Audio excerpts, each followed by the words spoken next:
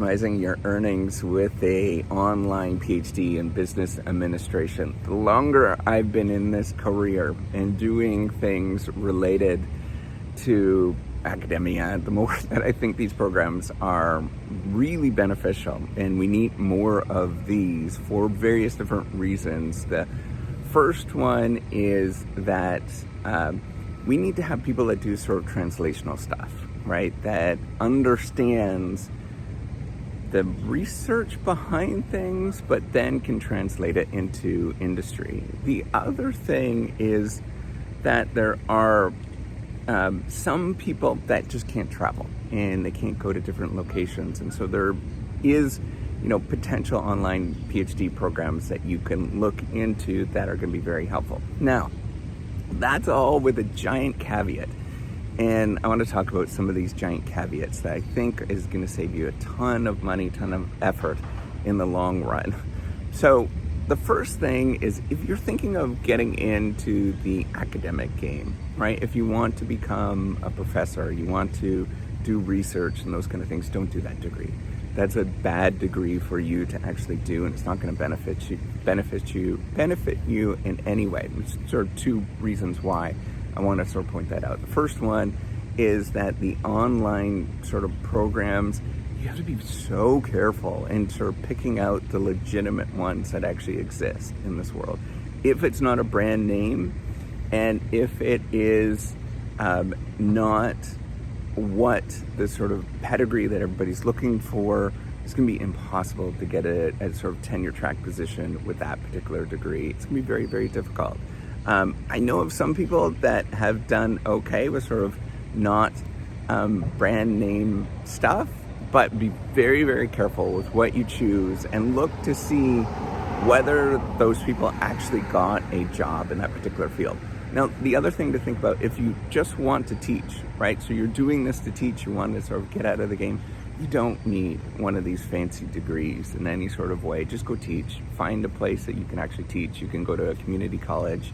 You can go to any number of different places that are looking for people to teach different courses. As long as you have good track record of teaching, many universities around the world would a good track record with industry, like you have 25 years of experience, you can go teach at most universities. I think it's pretty open, unless it's like the super high caliber. But even those ones, I can think of, the super elite schools that everybody's heard of.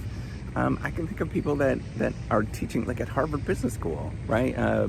There's a really famous example, and I don't want to throw him out, but he's done very well for himself. Bill George, who is the CEO of Medtronic, I don't think he's got a PhD, and he teaches at Harvard Business School, and he does extremely well, right? And he's sort of prospered. He's done very well. So I think that there are those people that do those kind of things, and they just sort of teach within these particular areas, and they're not sort of tenure track and going along that route.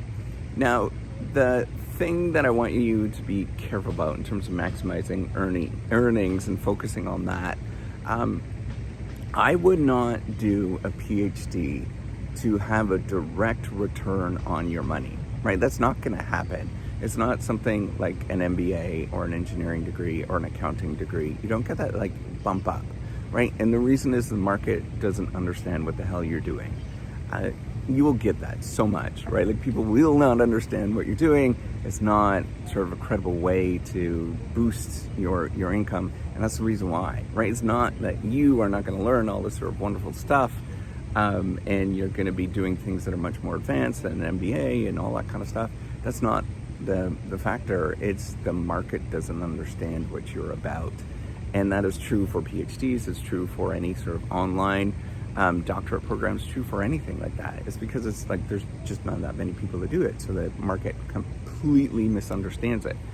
Now, if you are doing it to better understand something, to see opportunities that didn't exist before, to have a better understanding of the world, where you can potentially carve out a niche, or think about the world in a much more, provide more value in the world, I think that is possible. but there's so much that's contingent on, right? It's contingent on your capabilities of the organization, all these kind of things. I'm not sure if you're going to see that direct return that you're thinking about. I do think that you will have better ideas once you're done. I do think you'll have an appreciation of research, and you can likely do translational stuff a lot better if you go into industry after. And that's what I'm kind of like suggesting, is that your chances of going into industry are probably pretty high with doing an online program that you're thinking about. It's just, doing the academic thing, it's just hard. And I just would not recommend it. I would just say, hey, go teach. I think that's the better route. If you're in your 30s and 40s and you want to go teach, just go teach, right? Like, you don't need any of this fancy stuff. But if you want to do sort of translational stuff, so you want to do you're thinking of being what do I mean by translational? So you're thinking of being an intermediary between a university research team and business, right? I think that there is a need for that. There is a need for people in, say, pharmaceuticals, where they understand both the business and science side of things. There's a need for these sort of crossover things that are not necessarily being addressed, right? So academics go in one way and they do research and all that kind of stuff, and then then there's business. But then, how do we actually get these people to actually talk, right? And sort of have the same way to view the world. So I think in general, that need for the in-betweens. Oh, and then one more other thing is that there is a lot of roles in university systems and academic systems that require the legitimacy of a terminal doctorate. It's stupid, I know, I don't get it, but that's just what the degree, or that's what they expect. And if you want to work in administration, that's a great way to do it, right? And there's lots of people that I've seen do it personally, do that sort of route, and there's great programs both in sort of higher education. You can look up those doctorates in higher education. You can look up, business administration sort of stuff.